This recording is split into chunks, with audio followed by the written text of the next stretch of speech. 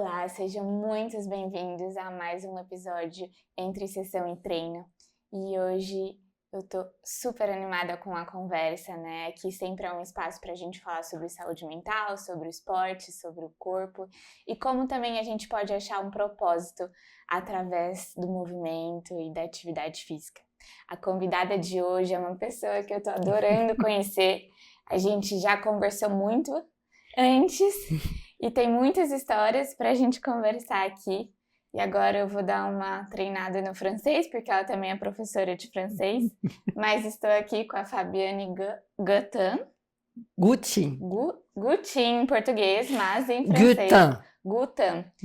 Preciso fazer mais aulas. Mas ela é uma atleta master, palestrante, professora, também participou de grandes empresas, né, corporativas, e hoje em dia ela está nas piscinas. Hoje em dia não necessariamente, né, mas está como atleta de natação. Seja muito bem-vinda, Fabi. Obrigada, Maria Eduarda. Estou muito Obrigada, feliz. viu? Um prazer estar aqui. O prazer é todo meu conversar com você. E acho que para iniciar você pode me contar um pouquinho da sua trajetória, da parte das empresas, do esporte, como ele iniciou na sua vida. O esporte sempre fez parte da minha vida, bem antes das empresas. Eu basicamente trabalhei só em 3 empresas nesses 32 anos, né, de atividade corporativa. Foi na Danone, na Accor e na Peugeot. Os esportes sempre fizeram parte da minha vida, porque a cultura em casa era basicamente esportiva. Então, meu pai foi precursor da pesca submarina aqui no Brasil, e eu, desde pequenininha, me vi a bordo de barcos, depois com nadadeira, snorkel, máscara, arminha, tentando pegar peixinho debaixo d'água. E depois os esportes foram evoluindo, passei para vela, esqui aquático, remo, frescobol, windsurf. Sempre tive moto, eu ia caçar com meu pai na mata atrás de casa, então eu comecei a fazer tiro esportivo, joguei basquete, fiz atletismo no Pinheiros, corrida de 100 metros e salto em distância. Quer dizer, o esporte é o alicerce de tudo que eu sou. Uhum. Gente, que currículo é esse? Maravilha! E como foi essa parte que aí você foi para o corporativo, né? Como profissão inicialmente? Foi sensacional. Uma das empresas que eu mais gostei de trabalhar, sem tirar o mérito das outras, porque eu gostei de trabalhar em todas, mas digamos que foi um trabalho divertido, sabe? Foi na Peugeot. Eu estava responsável pela comunicação logo no início, e eu fazia a interface entre a assessoria de imprensa, a empresa e os jornalistas. Então a gente tinha uma frota de automóveis que a gente importava da França. Eu estudava esses automóveis a fundo e estudava os automóveis nacionais concorrentes. Eu fazia teste na antiga estrada lá de Santos, e depois eu emprestava os carros para os jornalistas para eles fazerem os testes com os carros da Peugeot. Foi muito divertido. E depois eu peguei também a área de eventos, e eu organizava todo o paddock de Fórmula 1 para receber, os corredores, os convidados VIP, enfim, era um trabalho incrível. Bom, só com a menção da Fórmula 1 a gente já poderia passar aqui bastante tempo, porque todos devem saber, né, que é a minha grande paixão. E E também eu sei que você é professora de francês hoje, mas o francês já estava com você naquela época, né? Sim, porque meu pai era francês, minha mãe italiana, Sim. então em casa era uma torre de Babel. Um falava em francês, outro falava em italiano, outro falava em português, e eu respondia para cada um na língua em que tinham conversado comigo. Sim, e como que saber diferentes línguas te ajudou nesse momento? Eu sou suspeita, né, porque eu fiz letras, né, na França. O aprendizado de um idioma, ele abre a visão da pessoa, porque um idioma ele não é só verbo, sujeito, objeto direto, um monte de sílaba que forma uma palavra ou uma frase. Ele traduz uma cultura, uma mentalidade, uma educação, a história, a geografia do país. Então, você aprende muito melhor a entender o povo, né? Se você tiver aqueles clichês, sabe, que a gente fala, o alemão é muito organizado, o suíço é super pontual, esses clichês, né? Você começa a perceber que não passam de clichês, né? Então, eu sempre incentivo as pessoas a estudarem um outro idioma, porque ele te leva muito além do que a compreensão de um texto, né?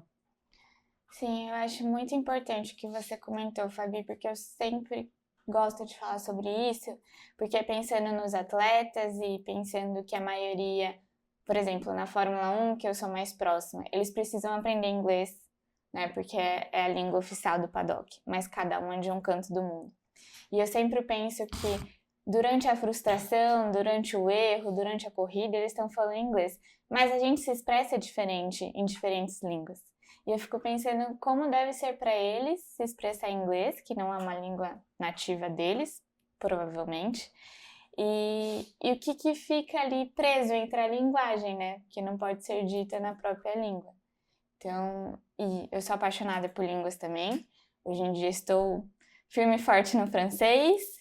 Aprendi um pouquinho de italiano, preciso voltar também, que eu amo e faz parte dos meus ancestrais.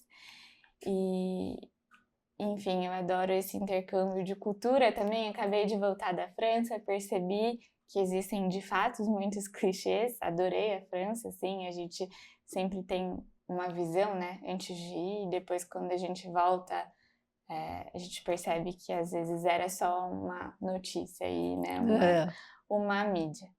Mas agora voltando para as empresas, né, você começou lá quanto tempo atrás? Deixa para lá.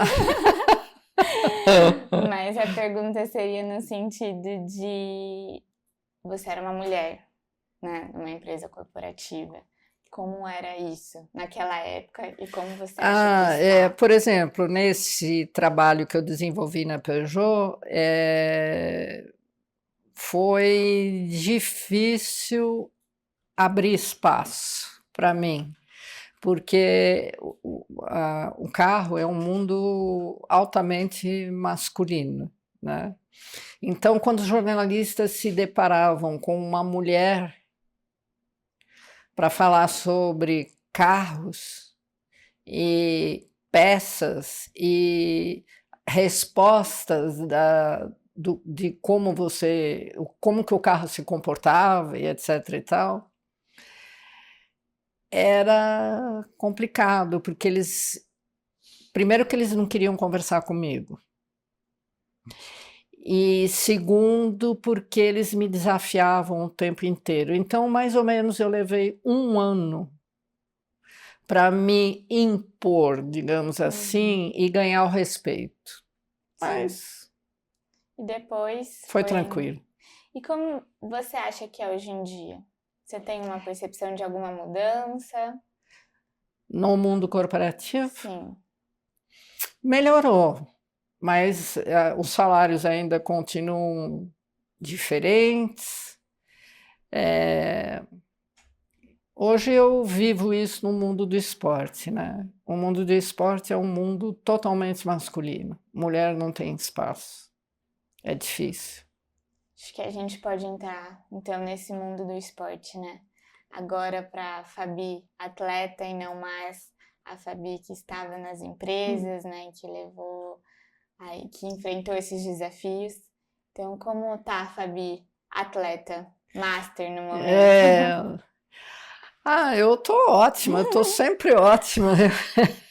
Eu podendo treinar e fazer o que eu gosto, porque chega eu pratiquei esporte a minha vida inteira. Então, eu sempre tive a certeza de que o meu alicerce são os meus esportes. São eles que me moldaram e são eles que me formaram, né? Então, eu não vivo sem isso. É como você pedir para um músico parar de tocar música, né? Parar de não tocar mais um instrumento. É a morte, né? Então, eu cheguei a pedir demissão de um cargo num banco, porque eles não me davam oportunidade de treinar todos os dias. Eu digo, bom, eu não posso ser feliz, e eu não sendo feliz, eu não vou desenvolver um trabalho legal, e não vou fazer a empresa também ficar feliz comigo. Então, a melhor coisa é o divórcio. Fui embora. E aí voltou para os treinos. Não, eu sempre treinei. Sempre. Toda vez que eu tinha que... Talvez por isso que eu tenha ficado só entre 3 empresas, porque eles já sabiam que a minha condição sine qua non era ter tempo para treinar. E eu sempre treinei das 15 para 6 da manhã às 8h30. Então, começava a trabalhar às 9. Sim, e isso fazia parte, né? Era parte da Fabi, parte Sim. do trabalho da Fabi. Sim.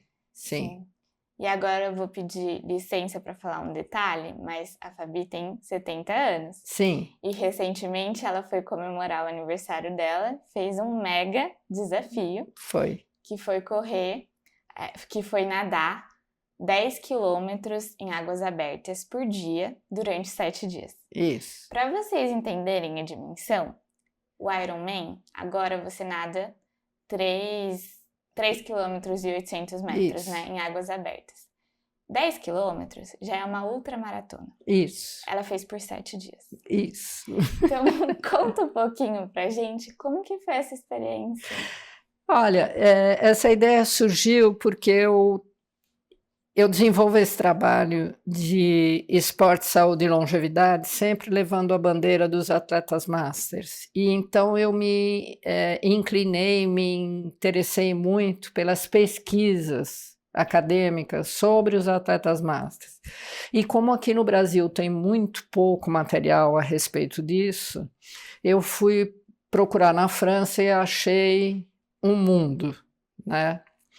E lá eu li muito, estudei muito e continuo nisso.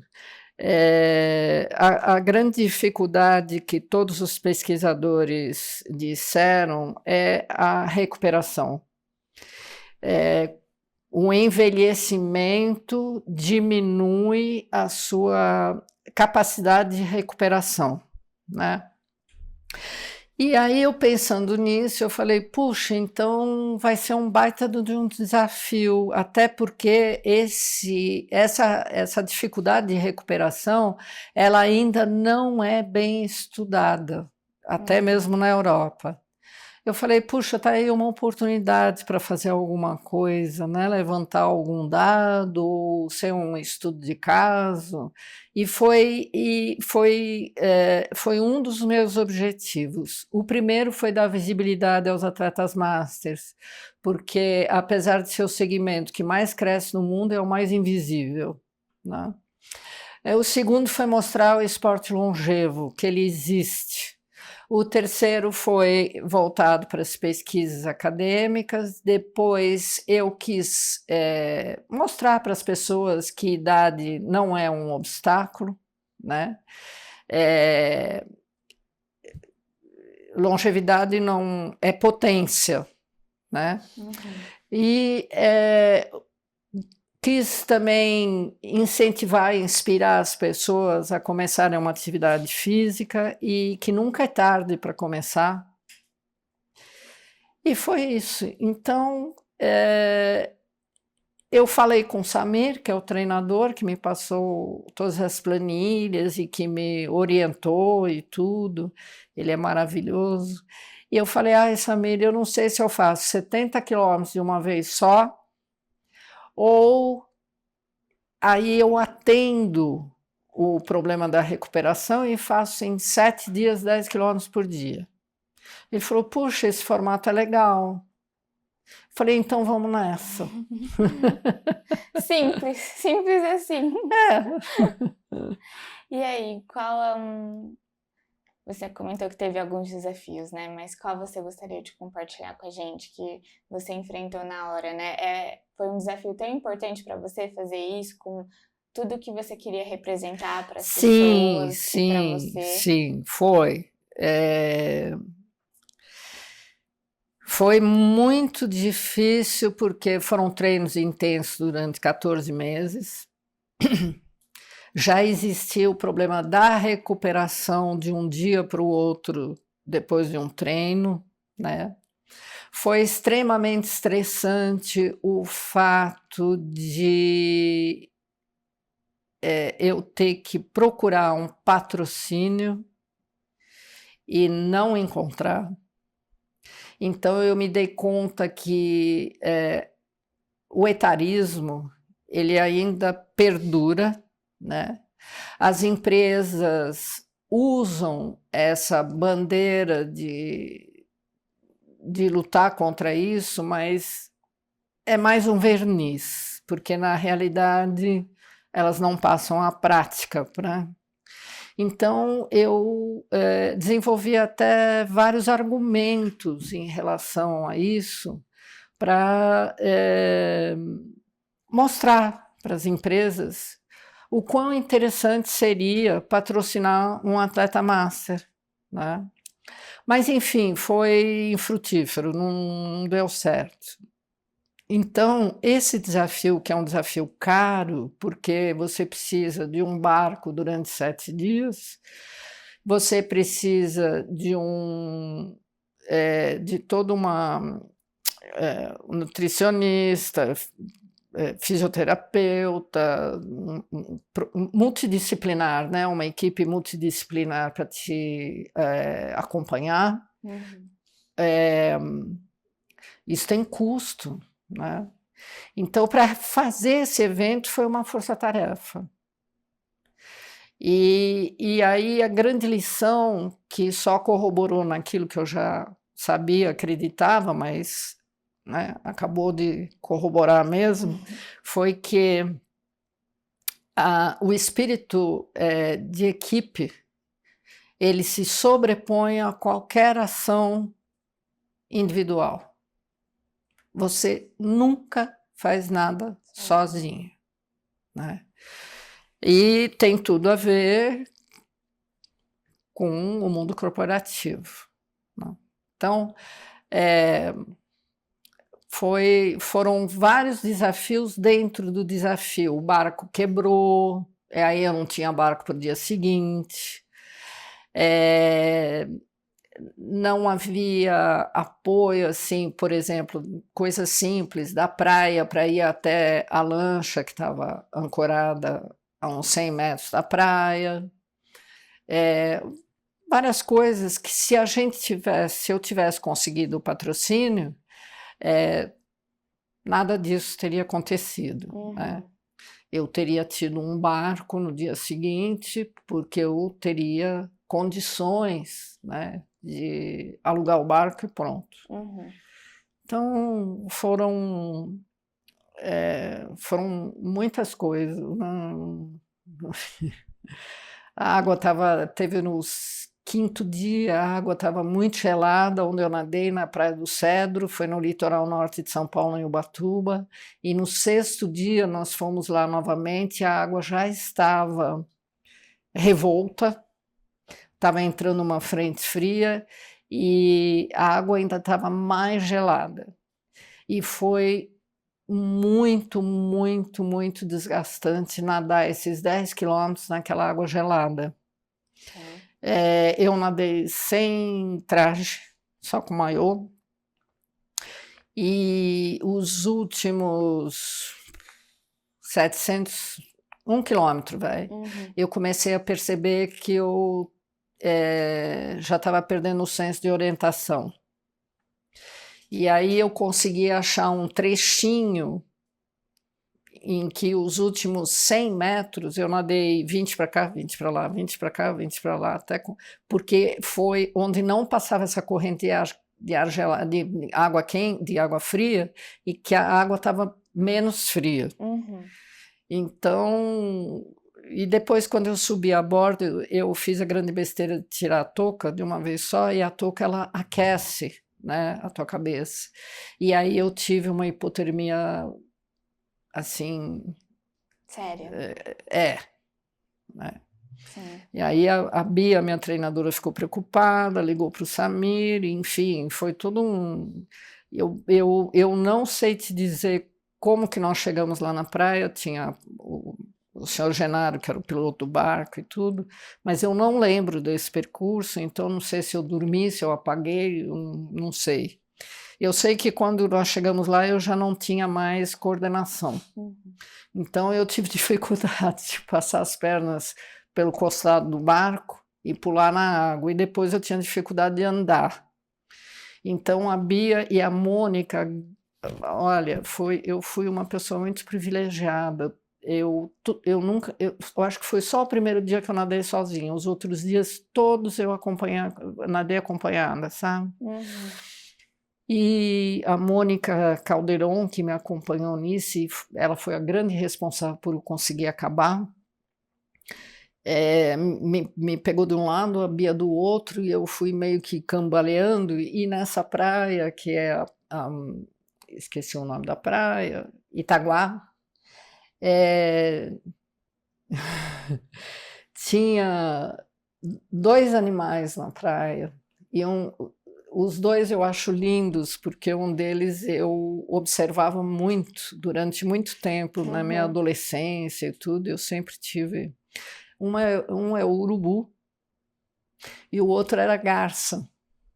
Então a praia estava misturada, sabe, de animais pretos e brancos, né? Eu falei, nossa, parece um tabuleiro de xadrez, as peças brancas são minhas, eu vou começar o jogo. E a sorte foi que nessa praia tinha os pescadores, né, caiçaras, e que viram o estado em que eu estava, e eles abriram o rancho, que é uma casinha, digamos, onde eles guardam canoa, remo, rede, e me botaram debaixo de uma ducha bem quente, me ofereceram até uma toalha seca, né? A Bia me ajudou, depois quando eu fiquei lá uns 10 minutos debaixo daquela água pelando, e eu comecei a parar de... Deu uma diminuída na tremedeira, né? Mas ela teve que me ajudar a me vestir, e de lá a Mônica me ajudou até chegar ao meu carro, onde eu sentei e liguei o ar quente. E eu fiquei lá 20 minutos até começar a me sentir um pouco melhor. Aí nós entramos no restaurante, o Samir me orientou a comer só comida pastosa, então eu comi purê, pirão e polenta. E aí a Mônica me acompanhou até o apartamento, onde ela estava comigo, e eu desmaiei, dormi, sabe? E acordei 9h30 com a Mônica me chamando, ela tinha comprado uma canja, eu tomei 1 litro de canja e voltei para a cama de novo, né? Então são percursos, né, que ensinam um bocado de coisa para a gente acha que a gente já sabe, mas não, a gente sempre descobre uma nova faceta, né? Então foi tudo super legal. Cada dificuldade que eu passei, eu tomei isso como um aprendizado, e vou levar tudo isso para um livro. Ai, que lindo! Eu já tô É. emocionada aqui te escutando. Mas acho muito bonito como você falou, Fabi, porque você falou de um momento muito difícil, né? Foi.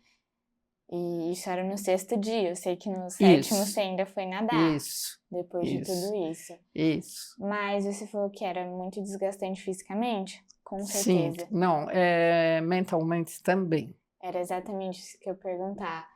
E até reconhecer, porque você sabendo que você estava um pouco desorientada, que estava Isso, passando muito frio, você conseguiu achar um trecho sim, e fazer, né? Então você isso, recalculou sua rota ali. isso.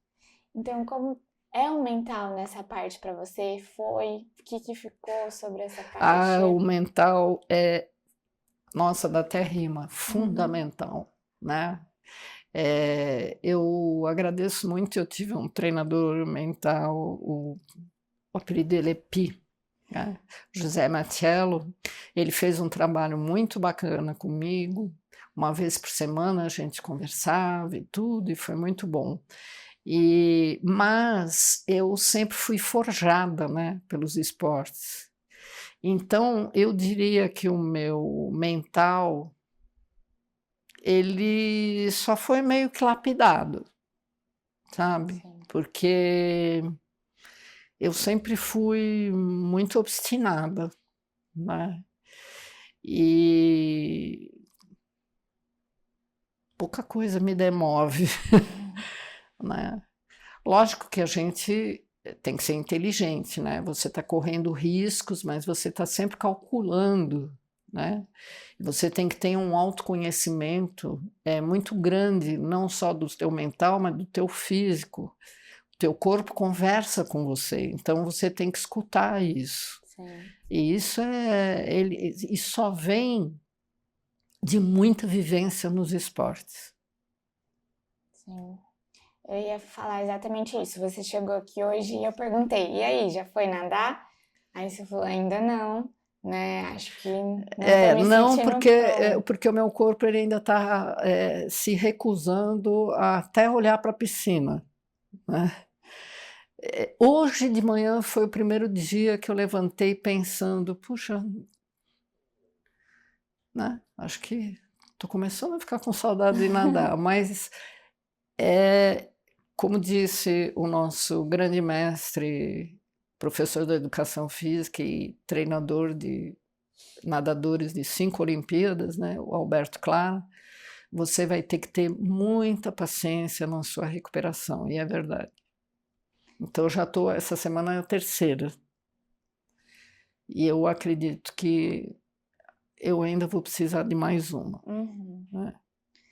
E eu acho que é importante a gente falar sobre recuperação, porque eu sinto que com as redes sociais e com o avanço das pessoas mostrando mais fazendo esporte e vejo pelo meio da corrida como a corrida cresceu, como o triatlon cresceu recentemente, a gente se cobra muito de voltar muito rápido às É, atividades, é, né, ao esporte. E como às vezes a gente vai sem vontade nenhuma e o corpo também tá lá assim, meu Deus do céu. é. E como a gente precisa aprender a nos escutar. Mas eu sinto que é o que você falou, vem de uma experiência, de um tempo, é um Sim. processo, né? Não, e você tem que entender que a recuperação, ela faz parte do desafio. Ela faz parte desse processo. E você não pode cortar caminho, porque você tem que respeitar esse tempo que o teu corpo...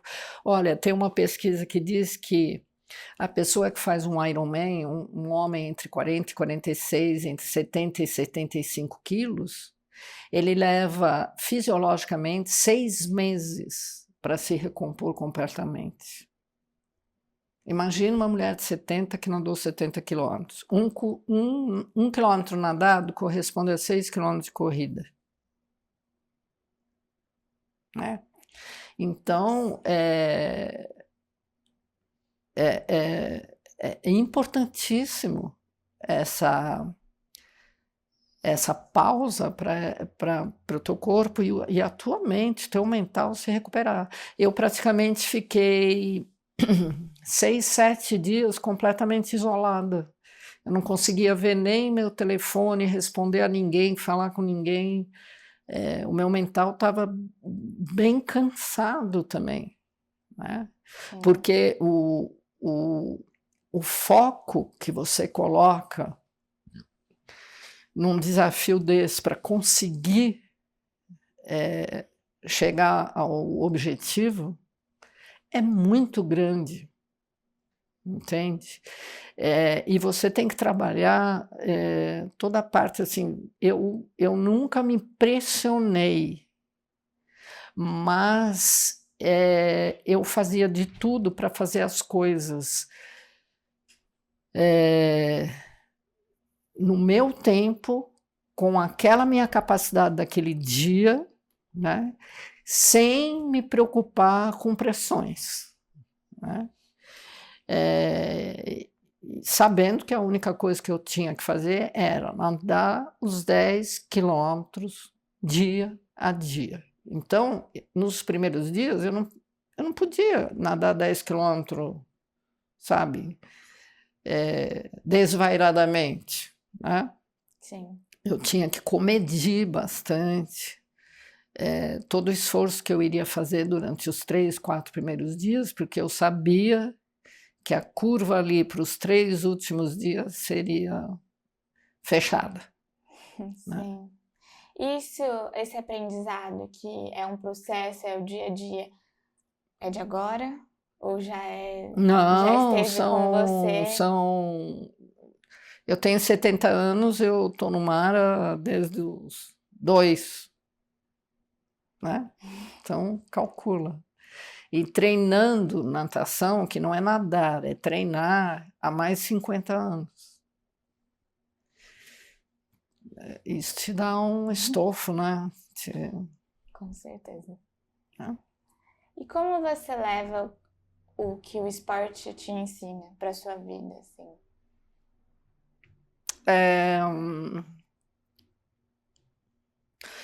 O esporte, por exemplo, eu acho que todas as pessoas antes de entrar no mundo do trabalho deveriam praticar esporte. Porque o esporte ele tem muita coisa em comum, né, com o mundo do trabalho. Espírito de equipe, desenvolvimento de liderança, tomada de decisão, que mais? Iniciativas, né?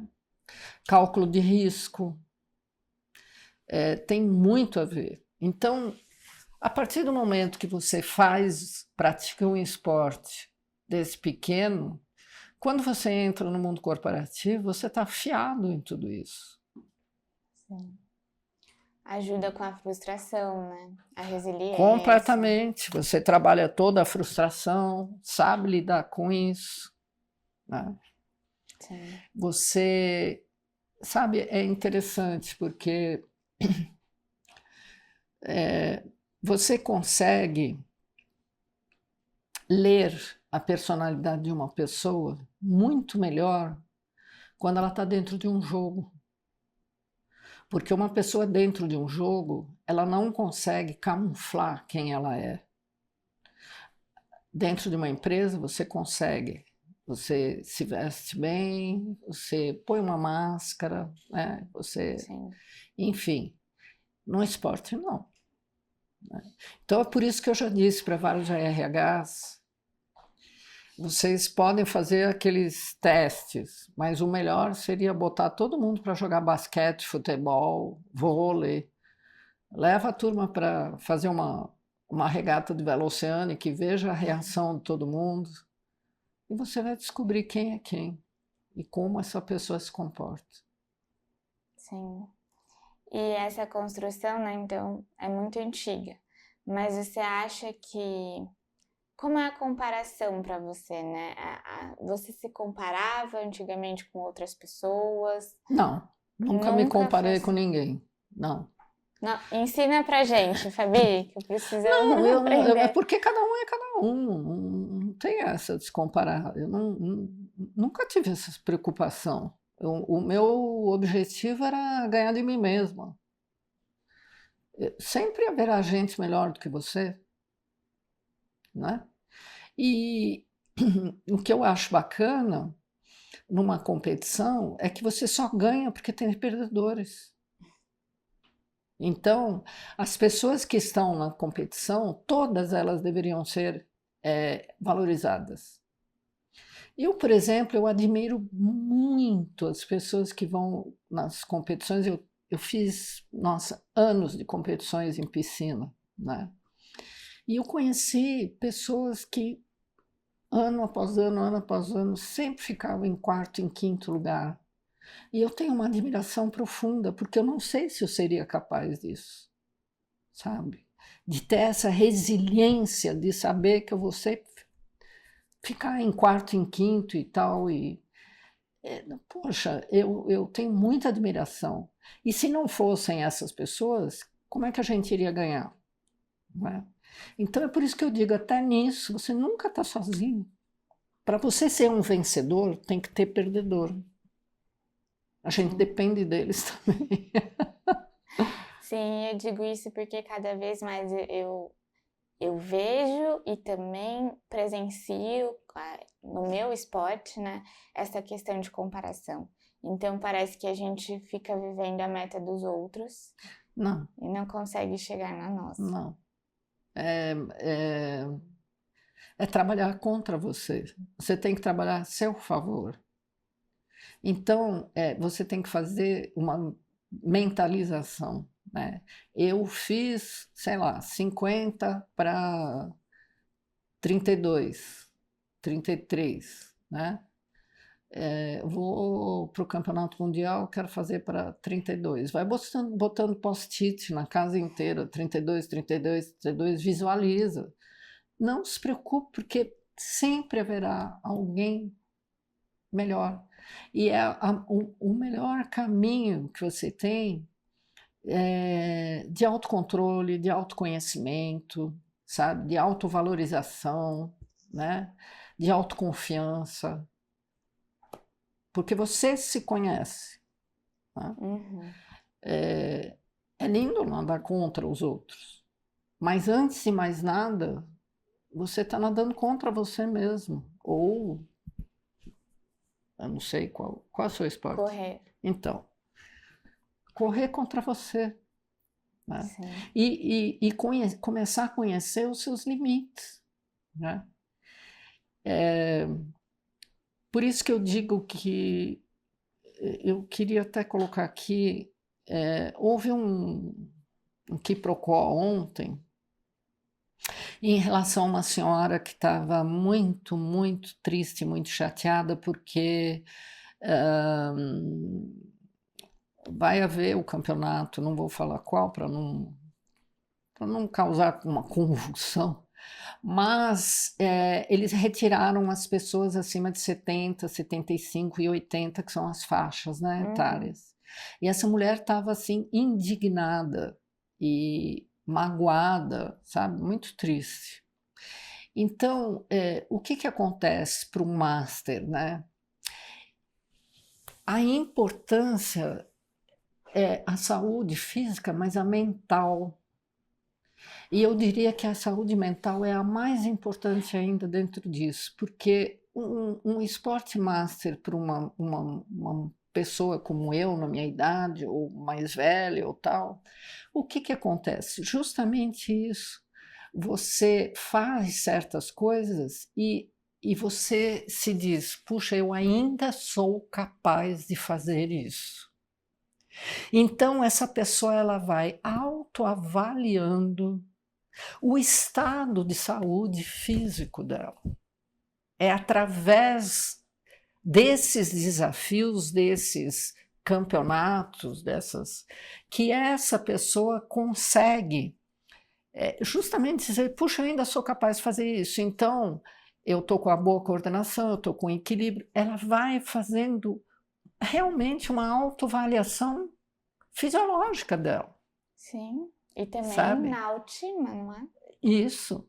Então, você excluir uma organização de evento excluir essas pessoas é um ato de... é um assassinato, sabe? Porque você está tirando dela, né, essa avaliação dela de saber, puxa, eu ainda sou capaz de fazer isso, né? Sim. E isso para ela, ela perde aquela base de conhecimento, né, fisiológico dela e perturba bastante. Então, pessoal, por favor, existem faixas etárias, vamos respeitá-las e incluí-las, né? Sim, eu acho que além do pensar do benefício que faz para aquela pessoa poder competir, das formas que você mencionou, na questão da autoestima também, acho que entra muito a questão que ela pode inspirar outras pessoas. Tenho certeza que muitos ouvintes vão escutar a sua história e vão se sentir inspirados e ver mais atletas masters nessas faixas etárias também. Sim. Né? Então, dá essa possibilidade de inspirar outras pessoas a estarem no esporte. Sim. E eu ia perguntar justamente isso. O que você falaria para alguém que fala, não vou começar um esporte agora, tá tarde demais para mim? Nunca é tarde, nunca. Eu conheço mulheres que começaram a nadar aos 60 anos e hoje estão fazendo ultramaratona de 20, 25 quilômetros. Retomar as rédeas da sua própria saúde, porque eu sempre digo, a saúde é de sua responsabilidade. Você é responsável pela sua saúde. Então, o que nos move, pelo menos a mim, o que me move, né? Primeiro porque eu tenho um propósito de desenvolver esse meu trabalho, que eu acho que é levar a palavra do esporte às pessoas em geral, sobretudo às sedentárias, né? As pessoas hoje em dia têm um modus vivendi que acham que aquilo é normal, mas não é normal. É comum, não é normal. Então, a pessoa tem que achar um equilíbrio na vida dela, entre a vida de trabalho, a vida de lazer, a vida familiar, não é? E para isso você tem que começar a fazer escolhas e a colocar limites, digamos, né, em tudo. O grande problema de quem não pratica uma atividade física e que as pessoas não pensam, as pessoas nunca pensam no envelhecer, porque nós vivemos numa época em que a velhice e a finitude são tabus. Sim. Não se fala sobre isso. Só que é um caminho inexorável. Só não fica velho quem falece, quem morre. Quem está vivo vai envelhecer. Tá? Então, a melhor maneira de se viver bem é envelhecer bem. E o esporte, ele ajuda no sentido de você ter qualidade de vida quando você for envelhecer. E o que quer dizer essa qualidade de vida? É a manutenção da tua autonomia. A perda da autonomia quer dizer que você depende de outra pessoa para fazer muita coisa. E quem gosta de viver assim? Eu acho que ninguém, né? Sim. Então, a partir do momento que você faz um esporte regular, né, você começa a retardar todo esse processo de envelhecimento. Sim. E como você pensa que é possível manter essa constância no esporte? Manter a constância no esporte é descobrir qual é o esporte que você gosta, procurar uma turma daquele esporte, porque no começo você não tem a rede neural formada para você ter o comportamento de ir até o esporte no automático. Isso dura uns 6 meses. Então, o grupo é muito importante, porque as pessoas vão te chamar, vão cobrar, vão te convidar. Essa socialização, ela começa a ser formada a partir disso.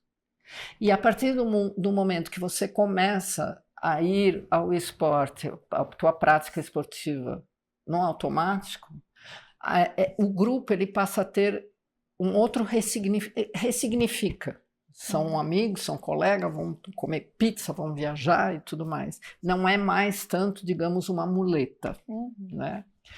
E a partir disso a pessoa se apaixona pelo que ela faz e ela não larga mais.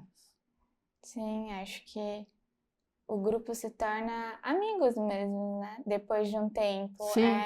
O esporte também é um espaço para a gente encontrar pessoas, Sim. né? E a gente escuta muito isso quando alguém se muda de cidade, vai procurar no esporte, porque Sim. assim você consegue conhecer pessoas, né? Isso. E criar laços. E eu acho fundamental, assim, a corrida é um esporte individual, né? Mas também é um esporte em grupo. E eu falo isso porque, por exemplo, a gente treina cedinho. E aí, hoje eu acordei e tava um frio. Eu falei, meu Deus, eu vou? Mas aí eu dou carona pra alguém. E aí eu vou estar lá com pessoas que vão me cobrar, assim, cobrar no sentido positivo. E aí, Duda, não veio treinar hoje? Vamos treinar. Então é outra motivação. Te ajuda nos dias mais difíceis, né? Então, de fato, é muito importante. E queria perguntar se você usa outras técnicas. Você falou da visualização, que eu adoro. É uma técnica que eu gosto muito, de deixar os post-its. Não tinha pensado nisso. Normalmente eu sempre faço a visualização, por exemplo, antes de dormir. Imagino tudo que vai acontecer. Mas também agora eu estarei aplicando isso. Mas se você tem outras técnicas. A outra técnica seria ser profundamente apaixonado pelo que você faz. É uma técnica infalível. Sim. Amar. E eu acho que é uma construção, né? Porque a gente precisa se identificar com aquilo que a gente faz, né? Completamente. Com o seu esporte. Sim. Achar ele. Porque hoje em dia a gente vê, por exemplo, eu tô na bolha da corrida. E é isso que tem propagado mais recentemente. Mas cada um tem o seu esporte, né? Sim. Tem esportes que eu mesma nunca tinha ouvido falar. E a gente vai descobrindo, então é importante a gente também dar oportunidades de conhecer outros esportes. E eu acho que a gente já comentou muito disso, mas queria te perguntar objetivamente, o que te move hoje em dia? Uau! O meu propósito. Eu tenho esse propósito de levar a palavra do esporte. Porque o esporte hoje em dia aqui no Brasil, infelizmente, é muito elitizado. As pessoas têm pouco acesso a como é que eu posso dizer, as quadras, as piscinas, né? Como é que você pode pedir para uma pessoa que ela tem que tomar um ônibus, levar 1h30 para chegar até uma piscina, que é o esporte que ela gosta, e depois levar mais 1h30? Está muito fora do contexto, né? Então, o esporte deveria ser, hoje em dia, o esporte ele não tem mais um viés só de lazer e diversão. O esporte hoje é um vetor da saúde. Né? Na França, por exemplo, o esporte é considerado remédio. Né? Então, deveria ter tido, já há 20 anos, um planejamento, né, do ponto de vista demográfico, em ver que nós tínhamos população X de 45 anos, então daqui a 15 anos teremos X de 60 a mais. Com o sistema de saúde que nós temos hoje em dia aqui, que é muito precário ou extremamente caro, e que também elitizou completamente, e nem por isso essas empresas conseguiram sair do vermelho, né? A saúde está muito comprometida. Então, há 20 anos, eles deveriam ter começado a se preocupar com isso e feito planejamento e campanhas de pratique um esporte. Porque é comprovado que a cada R$ 4 gasto no esporte, a cada R$ 1 gasto no esporte, são R$ 4 de economia na saúde. Sim. Tá? E você tem a pessoa que o sedentarismo vai ser considerado a maior doença do mundo, porque o sedentarismo ele traz doenças crônicas, diabetes, obesidade, pressão alta, um monte de coisa. E isso tudo pode ser revertido e poderia ser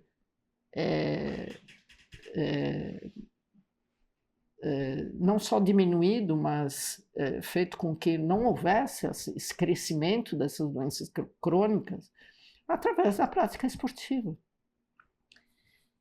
E hoje, o que acontece? A sociedade foi feita de uma maneira que as pessoas acreditam que ter saúde é tomar remédio.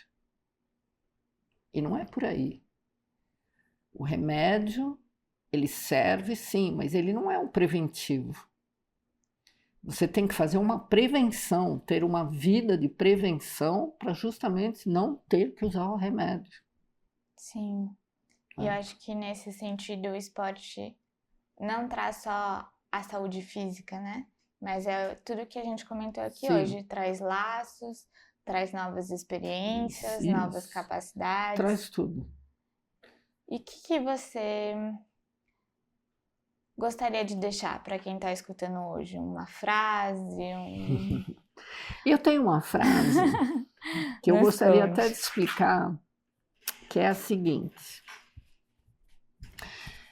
Tem gente que fala que fica assim desesperado porque está envelhecendo. Gente, se você está envelhecendo porque você está vivo, então dê graças a Deus, tá? Então eu diria que a sua velhice, a sua idade expande a sua luz.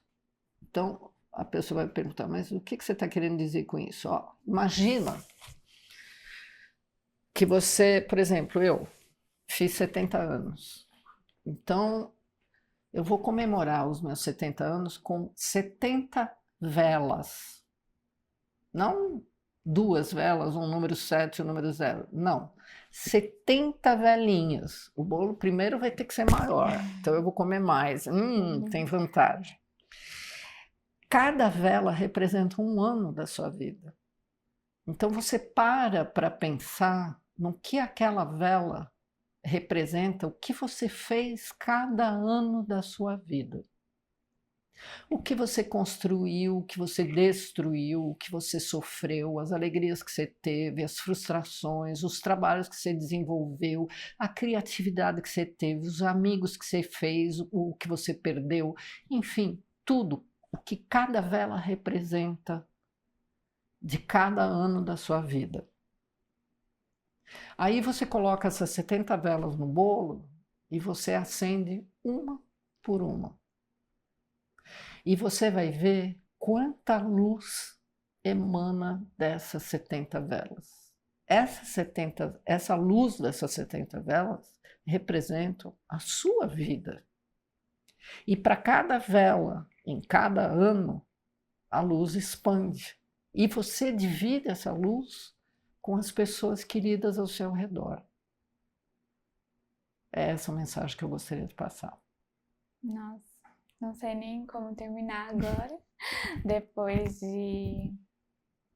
Achei lindo, Fabi, acho que a partir desse ano comemorarei assim, Vou fazer 24, né? Com as 24 velas. Sim. Mas eu acho que é um momento também que a gente pode ressignificar o que foi o ano que passou, Isso. mas também toda a sua trajetória. Exatamente. Até lá. Isso. Fabio, eu só tenho que agradecer. Foi incrível imagina. conversar com você. Eu tô saindo daqui com tantas coisas, assim, com tantos aprendizados, inspirações. Imagina. Muito obrigada, de coração, assim, eu tô até um pouco emocionada e porque foi muito bonito toda a nossa conversa. Gostaria de agradecer vocês, ouvintes, pela companhia, convidar vocês para nos seguirem no YouTube, no Spotify, no Instagram, porque isso ajuda a gente a crescer e poder ter mais momentos como esse, de trazer o esporte, o corpo e a mente para a vida das pessoas. Então, muito obrigada e até o próximo episódio.